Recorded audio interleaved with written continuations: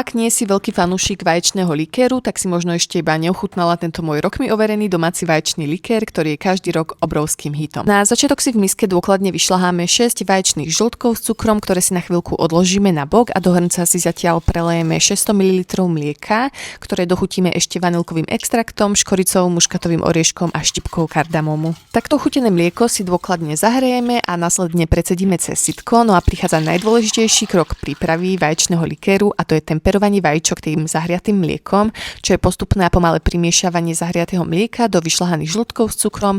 Robíme to veľmi pomaly, aby sa vyrovnali teploty a aby sa nám tie vajíčka nezdrcli na praženicu. A keď máme vajíčka vymiešané s mliekom, tak celú túto zmes zahrievame vo vodnej lázni, teda v miske nad hrncom s horúcou vodou a pridávame ešte smotanu na šľahanie a niekoľko minút likér trpezlivo miešame. No a keď budeme cítiť pri miešaní, že celá tá zmes už začína hustnúť, tak na záver ešte pridáme rum. Pre nealkoholickú verziu môžete ako ja použiť nealkoholický rum, alebo pre klasickú verziu použite nejaký kvalitný likér. Odstavíme z tepla a už ho iba prelejeme do nejakej peknej fľaše a máme hotový tento dokonalý domáci vaječný likér.